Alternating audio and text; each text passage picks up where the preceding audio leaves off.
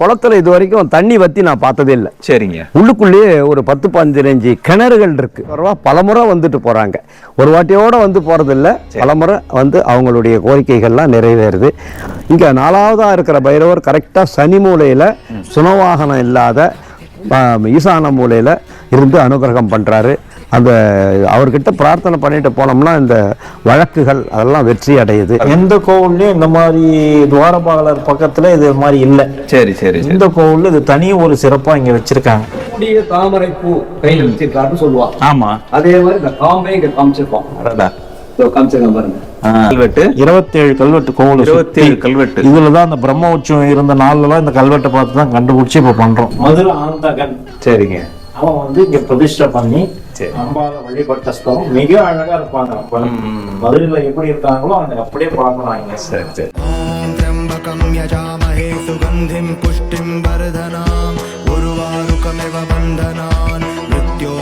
வணக்கம் கோ temple viewers. இன்னைக்கு நாம வந்திருக்கிறது மதுராந்தகத்துல இருக்கிற ஒரு அற்புதமான சிவாலயம். மதுராந்தகம்னு நமக்கு கேள்விப்பட்ட உடனே நமக்கு முதல்ல ஞாபகம் வருது மதுராந்தகம் ஏரி, அந்த ஏரியை காத்த ராமர். ஏரி காத்த ராமர் கோயில் தான் மதுராந்தகத்துக்கு நமக்கு தெரிஞ்ச விஷயமு. ஆனா இங்க ஒரு அற்புதமான சிவாலயம் இருக்கு. இதை பாருங்க, நம்மளுக்கு பின்னாடி இருக்கிற இந்த ராஜகோபுரம் பாக்குறங்க, எவ்வளவு பிரம்மாண்டமான சிவாலயமா இருக்கு பாருங்க. இந்த சிவாலயத்துக்கு தான் நம்ம வந்திருக்கோம். இந்த சிவாலயம் உடைய வரலாறு என்ன, எப்படி இந்த சிவாலயத்தை இங்கே வந்தது என்றதை பற்றியும் நம்ம பார்க்க இருக்கிறோம். இந்த சிவாலயத்தை பற்றியான புராண வரலாறு, யார் கட்டினாங்க இந்த சிவாலயம், 1000 ஆண்டு பழமையான இந்த சிவாலயத்தை பற்றியான மேலும் தகவலுக்கு நம்ம வீடியோவை பார்ப்போம். வாங்க வீடியோக்குள்ளே போகலாம். நம்ம கூட ராஜேஷ் சிவாச்சாரியார் இருக்காரு. மகாதேவ சிவாச்சாரியர்கிட்ட இந்த சில தகவல்கள் தெரிஞ்சுப்போம். இப்போ ராஜேஷ் சிவாச்சாரியார் மற்ற சன்னதிகள் எல்லா சுவாமி சன்னதி, அம்பாள் சன்னதி எல்லாம் காட்ட போறாரு. ஐயா சொல்லுங்கய்யா, நம்ம அப்படியே ஒரு சன்னதியா பார்த்துட்டு போவோமா? வாங்கய்யா. முதலாம் பராந்தக சோழன் கட்டிய திரு வெண்காட்டீஸ்வரர் ஆலயம், வெண்குஷ்ட தீர்த்தஸ்தலம், காஞ்சிபுரம் மாவட்டத்தில் 4 பைரவர்கள் உள்ள சிவாலயம். போய் நம்ம உள்ள போய் ஒவ்வொரு சன்னதியா வாங்கய்யா, எல்லா சிற்பங்களையும் பார்க்கலாம். வாங்கய்யா வாங்க. சூரியன்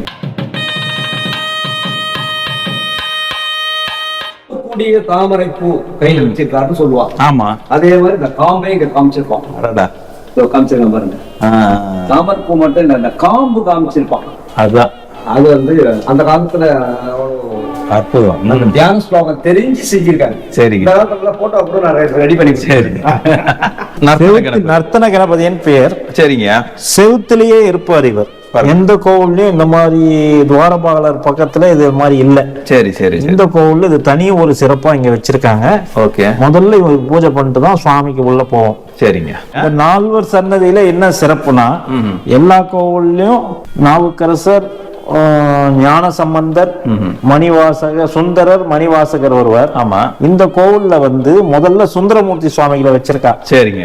என்ன காரணம்னா 7ஆம் நூற்றாண்டு இந்த பக்கம் போனதா வரலாறு. அச்சிறப்பாக்கும் திருக்கழுக்குன்றெல்லாம் பாடியிருக்காரு, இங்கேயும் பாடியிருக்கலாம், ஆனா அந்த வரலாறு கிடைக்கல. சரி சரி சரி.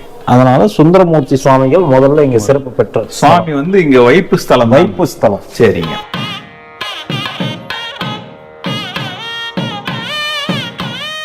பழமை மாறாம அப்படியே இருக்குங்கய்யா. ஆமா, பழமை மாறாம பண்ணி கொடுத்துருக்காங்க அந்த கிராமத்து மக்கள். நம்ம கோஷ்ட தெய்வங்களை பார்த்துக்கலாமா? சரிங்க. அந்த நாள்ல எப்படி இருந்ததோ அதே மாதிரி பண்ணாங்க. ஒண்ணுமே டிஃபரன்ஸ் இல்ல. இது பெரிய விஷயம். இங்க ஒரு கல்வெட்டே இருக்குங்கய்யா. ஆமா, 27 கல்வெட்டுல இந்த பக்கம்லாம் கல்வெட்டு வரும். சரிங்க. நர்த்தன கணவன் ரொம்ப பழமையான ஸ்ட்ரக்சர் இது. ஆமா, 8ஆம் நூற்றாண்டு. 8ஆம் நூற்றாண்டு தான். அந்த அஸ்தம்லாம் வச்சிருக்காரு. அஸ்தம், அபயம், அஸ்தம், வரதம், ஆமா, எல்லாமே இருக்கும். கோஷ்டத்திலேயே ஒரு சில கோவில்ல தான் இருக்கும். ஆமா ஆமா. இந்த கோஷ்டத்திலேயே வர்றது இது. ஆமா, சில கோவில்ல தான் தனியா இருப்பா. ஆமாங்க.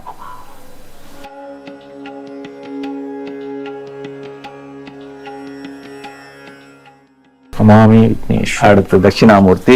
தட்சிணாமூர்த்திக்கு என்ன சிறப்புனா, சனந்தன, சனாதன, சனத்குமார முனிவர்கள் இருக்காங்க. இது வந்து முயலகன் வந்து எல்லா கோவில்லையும் வந்து மேற்க பார்த்திருப்பாங்க. சரிங்க. இவர் இந்த பக்கம் கிழக்க பார்த்திருக்கோம்.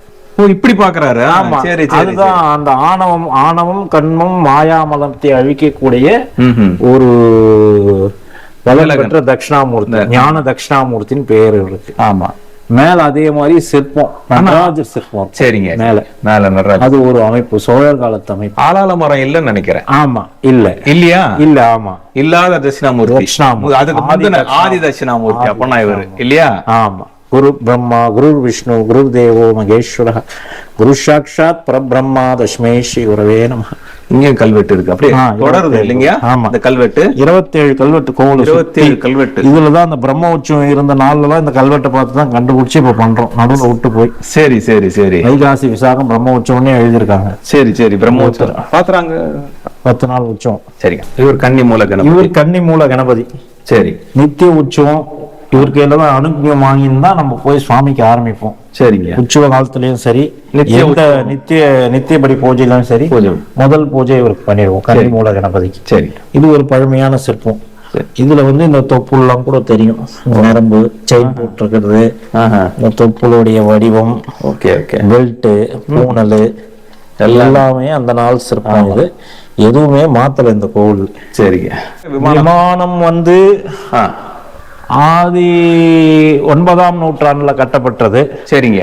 சிற்பங்கள்லாம் பழமையான சிற்பம். சரிங்க. அப்படியே தட்டிட்டு தான் பூசினாங்க. ஓகே. இது வரையும் கல்காரம், பாதி தூரம் கல்காரம். சரிங்க.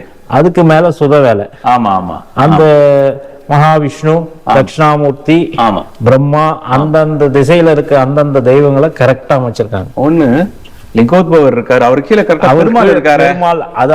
அதுக்கப்புறம் மாறினது. சரி. ஆதிமூர்த்தி லிங்கோத்பவர் தான். ஆமா. அதுக்கப்புறம் பெருமாள் வந்திருக்காரு. அதே மாதிரி பெருமாளுக்கு மேல கிருஷ்ணர் இருக்காரு. ஆமா, அது ஒரு சிறப்பு இங்க. சரி. இவர் பாத்தீங்கன்னா ஆதிமூர்த்தி. சரி. திருப்பதி பெருமாள் மாதிரியே இங்க ஒரு 16-20 வருஷத்துக்கு முன்ன வச்சவர் தான். சரி சரி. அதுக்கு முன்னாடியே மகாவிஷ்ணு தான் இருந்திருக்காரு. அதுக்கு முன்னாடி தான் லிங்கோத்பவர் இருந்தார். அது பின்னப்பட்டதுனால மாத்தினாங்க. சரி சரி. மேல கிருஷ்ணர் சிலை இருக்கிறதுனால பெருமாளா மாத்தினாங்க. சரி சரி சரி. ஆனா ஆதிமூர்த்தி தான் இவரும். இதுவும் ரொம்ப அழகான சிற்பம். திருப்பதியில எப்படி இருக்காங்களோ அது மாதிரி தான் இருப்பாங்க.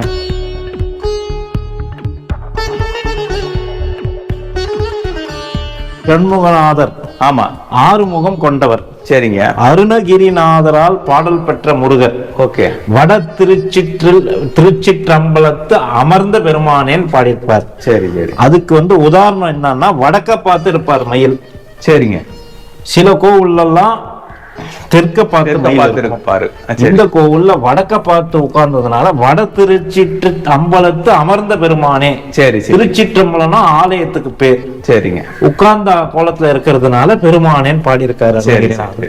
அதான் வெள்ளி தேவியானையோட இங்க இருப்பாரு. ஆமா. இங்க பஞ்சாமிர்த வண்ணம்னு ஒரு அபிஷேகம் பண்ணும். வருஷத்துல 3 அபிஷேகம் பாம்பன் சுவாமிகள் எழுது. சரி. ஒரு 5 மணி நேரம் நடக்கும் அந்த அபிஷேகம். சரி சரி. எல்லா தடவையும் பண்ணுவோம்.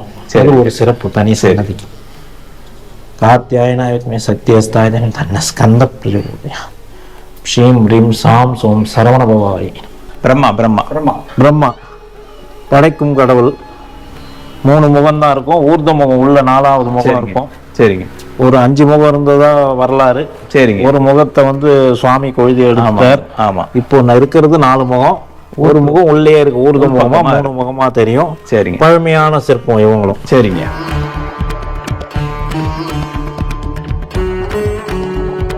விஷ்ணு துர்கை. சரிங்க. சங்கு சக்கரம் இருக்கும். சரிங்க. இங்க இது கிடையாது, எரும மாடு கிடையாது. வாகனம் இல்லை. சரி சரி. மனுஷனத்து வதம் பண்றதுக்கு முன்னாடி, அதாவது மனுஷன சூரனை வதம் பண்றதுக்கு முன்னாடி வந்த துர்க்கை. சரி சரி. இது என்ன தனி சிறப்புனா, நடக்கிற மாதிரி இருக்கும். நம்மளுக்கு முன்னாடி வர மாதிரி ஒரு கால் முன்னாடி வச்சு, வலது கால முன்னாடி வச்சு. ஆமா, எப்பவுமே ஸ்டார்டிங்ல இருப்பாங்க. எதுவா இருந்தாலும் நம்மள காப்பாத்துற மாதிரி. ரொம்ப பழமையான துர்க்கை. சிரிச்ச முகம். பட்டீஸ்வரத்துல இருப்பாங்க. ஆனா அங்க இது மேல வாகனம் மேல இருப்பாங்க. வாகனம் இல்லாத துர்க்கை. சரிங்க. சாத்வ குணம் உள்ள துர்க்கை. அதாவது எலுமிச்சம்பழம் இந்த விளக்கு ஏத்துனா சரி. திருமண தடைகள்லாம் நீங்கி நிறைய பேருக்கு கல்யாணம் ஆயிருக்கு. சரிங்க. கார்த்தியாயனாயுமே கன்னியாகுமரி துர்காயை நமஹ. அதே மேல காளி நடனம். காளி நடனம் தான் அந்த நடனம். இது ஒரு ஸ்பெஷல். தட்சிணாமூர்த்தி பார்த்த மாதிரி இங்க ஒரு சிற்பம். அங்க நடராஜர், இங்க காளி துர்கை. ரொம்ப பழமையான மூர்த்தி. இவரை பாத்தீங்கன்னா எல்லாம் தெரியும். நரம்பு கிரம்பு எல்லாம். அந்த கை பாத்தீங்கன்னா தெரியும். சரிங்க. இந்த கையில வந்து உட்கார்ந்து இருக்க மாதிரி இருக்கும், ராஜா மாதிரி இருப்பார். சரி சரி. துணிச்சண்டர்னு பேர். சுவாமிக்கு வந்து எந்த பூஜை முடிஞ்சாலும் இவருக்கு தான் அந்த நிர்மால்யம். ஆமா, சிவ நிர்மால்யம் இவருக்கு தான், நமக்கு கிடையாது. சரி சரி சரி. அதனால சண்டிகேஸ்வரருக்கு பூஜை முடிஞ்ச பிறகு பூ சாத்தி முடிப்போம் இவருக்கு. இங்க வந்து 7ஆம் நூற்றாண்டினுடைய சிற்பம் இருக்கு. ஓகே. சோமா ஸ்கந்தர் தான் பார்த்திருப்பீங்க. இங்க வந்து சோம கணபதி இருக்கார். ஓகே. அவர் சொன்ன அந்த குருக்கள் சொன்னாரு ஜேஷ்டா தேவி 5 தான் இருக்காங்க அவங்க. சரி சரி. சப்த ரிஷி மாதிரி அது ஒரு ஜேஷ்டா தேவி அம்மன் கன்னியம்மன் மாதிரி இருக்காங்க இங்க. ஜேஷ்டா தேவி மாத்திரம் பாக்குறோம்னா போதும். நடுவில் 4வதுல இருக்கிற ஜேஷ்டா தேவி. ஓகே. அப்புறம் சோமஸ்கந்தர் கணபதியா இருக்காரு. இங்க கணபதியா இருக்காரு. சரி சரி. பழமையான சிற்பம் 7ஆம் நூற்றாண்டு சிற்பம். இப்ப நம்ம அடுத்து நம்ம பார்க்க போறது கஷேத்திர பாலகர் பைரவர் ஆலயம் இது. ஆமாங்க. 4 பைரவர், எல்லா சிவாலயத்திலும் ஒரு பைரவர் தான் இருப்பாங்க. சரி சரி. இங்க பாத்தீங்கன்னா 4 பைரவர் உள்ள சதுர்கால பைரவர்னு பேர். சரிங்க. 4 வேதத்துக்கு 4 பைரவர். ஓகே. ஒரு மனுஷனுடைய ஆயுள குறிக்கும். 30, 60, 90, 120. சரி. ஓஹோ. அந்த கணக்கு பண்ணி 4 வேதம், 4 காலம் 4 வேதத்துக்கு தானமா கொடுத்த ஊர் இது. சரி சரி. அதனால 4 பைரவர் இங்க வச்சிருக்காங்க. சரி சரி. கால பைரவர், உன்வந்த பைரவர், அசிதாங்க பைரவர், சொர்ண ஆகாஷ்ண பைரவர்னு பேர். இவர் பாத்தீங்கன்னா ஈசான மூலையில இருப்பார். தனி சிறப்பு. சரி சரி. இவர்கள் விரல் நகம் எல்லாமே தெரியும். இந்த ஈசான மூலையில ஆதிமூர்த்தி. அந்த நாள்ல வந்து அம்பாலோட, இப்போ வந்து பைரவர் பாத்தீங்கன்னா சிற்பம் பாத்தீங்கன்னா அம்பாள் வச்சுருப்பாங்க சொன்னாங்க. ஆமா ஆமா. இவர் ஆதிமூர்த்தினால இவருக்கு அந்த இதெல்லாம் கிடையாது. சரி சரி. சொன்னா கிருஷ்ண பைரவர் வந்து தான். அப்ப இப்படிதான் இருந்திருக்காருன்னு நம்ம சொல்றாங்க. ஆமா. ஏன்னா எல்லாருமே அந்த அம்பால வச்சிருப்பாங்க. ரொம்ப அந்த புது சிற்பமா. அப்ப இவரும் ஒரு கால் முன்னாடி வச்சுதான் இருக்காரு. ஒரு காலரா வர மாதிரி தான். ஆமாங்க. அதான் சிறப்பு. அஷ்டமி தேய்கிரி அஷ்டமியில வந்து சரிங்க சிறப்பு அபிஷேகங்கள், ஆராதனை. சரி சரி. ஞாயிற்றுக்கிழமை ராவு காலம் 4 ராகம் பண்ணுவாங்க. சரி.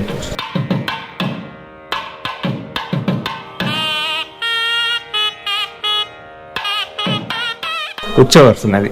உற்சவர் வந்து பிரம்ம உற்சவம்னா உற்சவர் மூர்த்தி தான் இங்க. சரிங்க. எல்லாம் வெளியில வீதி உலா போறவங்க.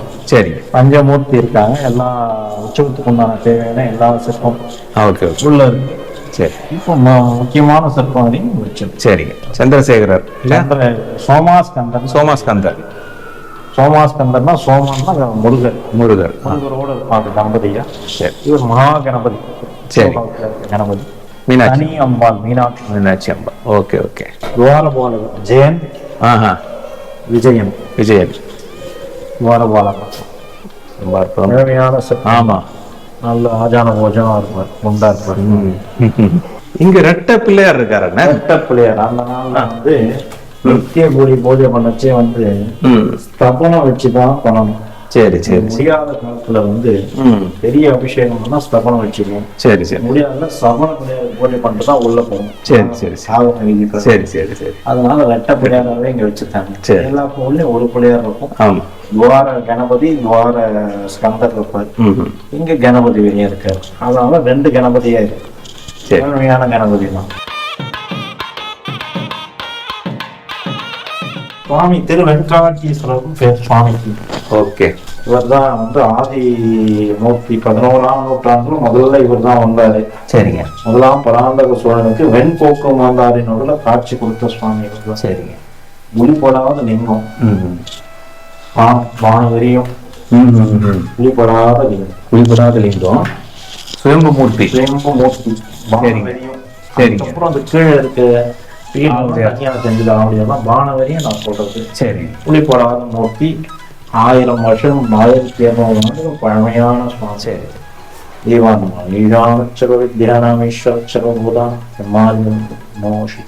நடராஜர் வருஷத்துக்கு 6 அபிஷேகம் வருது. சரிங்க. 3 நட்சத்திரம், 3 திதி எல்லாம் வெளில வச்சு இவருக்கு அங்க பண்ணுவோம். சரி. இவரும் பழமையான முறையில் எந்த சிலையும் புது சிலையே இல்லை. சரி. மணிவாசகர் சுந்தரர். சுந்தரர் மூர்த்தி நான் இப்பதான் நடராஜர் பாக்குறேன்.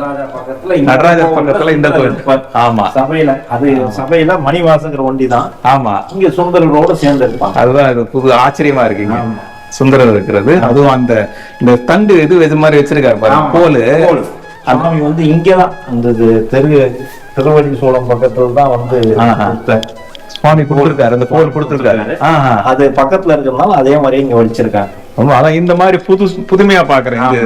இந்த கோலோட இருக்கிற சுந்தரரை இப்பதான் பாக்குறேன். அதுவும் சபையில இருக்கிற யூஸ்வலா அவர் தான் இருப்பாரு, மாணிக்க வாசகர் இருப்பாரு. அதுதான் இந்த கோயிலுக்கு வந்தா இந்த அற்புதத்தை பார்க்கலாம். ஸ்பெஷலாவே கொண்டு போயிருக்காங்க இந்த கோவில். ஓ சரி சரி. சுந்தரர் இங்கேயும் சபையில சுந்தரர் இருப்பார். சரி சரி சரி. கண்டிப்பா இங்க சுந்தரர் வந்திருக்கணும்.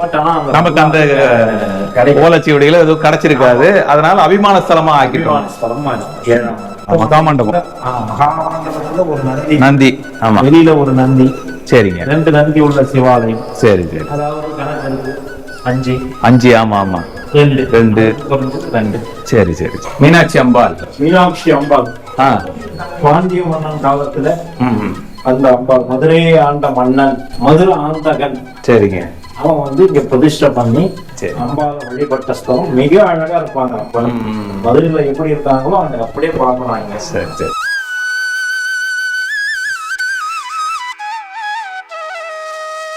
பாண்டீஸ்வரர். சரிங்க. பாண்டிய மன்னன் வந்து இங்க வழிபட்டதா ஒரு வரலாறு. சரிங்க. பாண்டியனுக்கு தான் அந்த வெண்குஷ்டம் தீர்ந்தது. வெண்காட்டீஸ்வரர் வழிபட்டு வெண்குஷ்டம் தீர்த்தது. சரிங்க. அந்த பாவத்தை போக்குறதுக்கோசம் பாண்டிய மன்னன் தனியா இவர் பிரதிஷ்டை பண்ணி 48 நாள் சிவபூஜை பண்ணாரு. சரிங்க. அந்த அவங்க அம்மா பேரே புவனபதி நாச்சியார் அம்பாள்.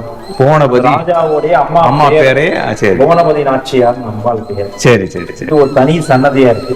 சரி. முதல்ல வெளில இருந்தாங்க. இந்த திருப்பணியில வந்து இந்த அம்பாள் பக்கத்துல இருக்காங்க.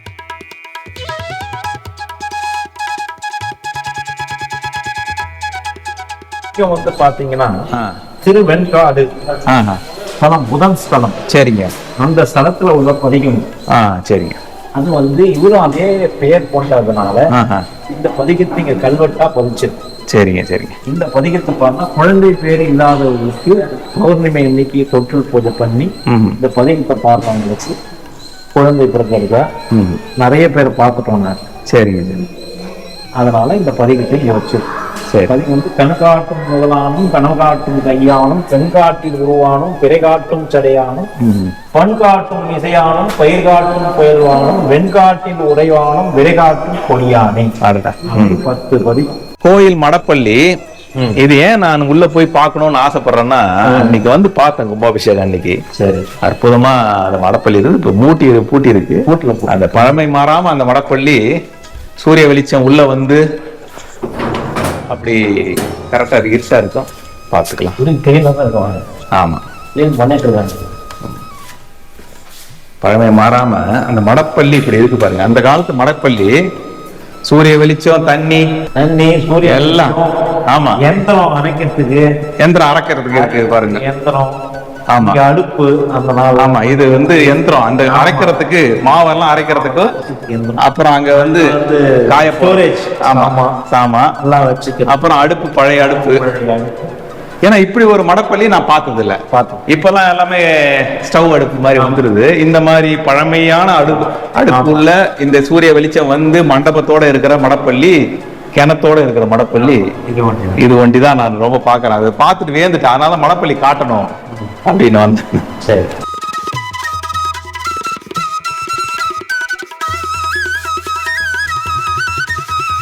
ஒரு காலத்துல எப்படி இமேஜின் பண்ணி பார்த்தா 1000 வருஷம் முன்னாடி இந்த கோயில் எவ்வளவு சிறப்பா, எவ்வளவு பேருக்கு அன்னதானம் போட்டு நடக்குது. ஒரு பிரதோஷம்னா இங்க ஒரு குறைஞ்சது 2000 பேர் வருவாங்க. சனி பிரதோஷம்னா ஒரு 3000 பேர் வருவாங்க. சரி சரி. நித்திய பிரதோஷம்னா ஒரு 1000 பேர் வருவாங்க. சனி பிரதோஷம்னா ஒரு 2500 பேர் வருவாங்க. ஓகே. எப்படி 60 கிலோ பிரசாதம் போடுவோம் சனி பிரதோஷத்துல. நித்திய பிரதோஷத்துல 15 கிலோ போடுவோம். சரி சரி. என்னதான் குறைவே இல்லை. பிரம்ம உற்சவத்துல இங்க எல்லாருக்கும் உட்கார வச்சு சாதம் போடுவோம். சரி. கடைசியா இந்த கோயிலுக்கு வந்து பக்தர்கள் சேவிக்கும் போது அவங்களுக்கு என்ன பிரார்த்தனைகள் பண்ணா நிறைவேறுது, இங்க அதை பத்தி கொஞ்சம் சொல்லுங்க. இங்க வந்து மெயினா பிரார்த்தனைகள் வந்து ஸ்கின் டிசீஸ் உள்ளவங்க. சரிங்க. அவங்க பண்ணா அவங்களுக்கு குணமாயிருக்கு. அமெரிக்காலே ஒரு குழந்தைக்கு இருந்ததுன்ட்டு இங்க வந்து சரி. அவங்க பாட்டி ஒரு 48 நாள் பண்ணாங்க. அது சரியா போச்சு. சரி. ஆயுள் விருத்தி. Okay okay. ஆயுள் விருத்தி கோஷம் இங்க வந்து யாகம் பண்ணதா வந்து கல்வெட்டுல இருக்கு. சரிங்க. சோழ மன்னர்கள். சரி சரி சரி. ஆயுள் விருத்தி. அதுக்கு பதிலா ஆயுஷ்வாமத்துக்கு பதிலா இங்க அபிஷேகம் பண்றோம். சரிங்க. அது ஒரு வரலாறு. பைரவர் அஷ்டமி பூஜை. சரி. அஷ்டமி தினத்துல வந்தீங்கன்னா பைரவருக்கு 4 பைரவருக்கும் பூஜை பண்ணி தருவோம். சரி சரி. வேண்டியது எல்லாம் இங்க நடக்குது. சரிங்க. பௌர்ணமி அன்னைக்கு குழந்தை பேருக்கும் தொட்டு வச்சு அது ஒரு பூஜை பண்றோம். சரி. வைகாசி விசாகம் பிரம்ம உற்சவம். சரி. எல்லா சிவனுக்கு உண்டான எல்லா உற்சவங்களும் நடக்குது. சரி சரி.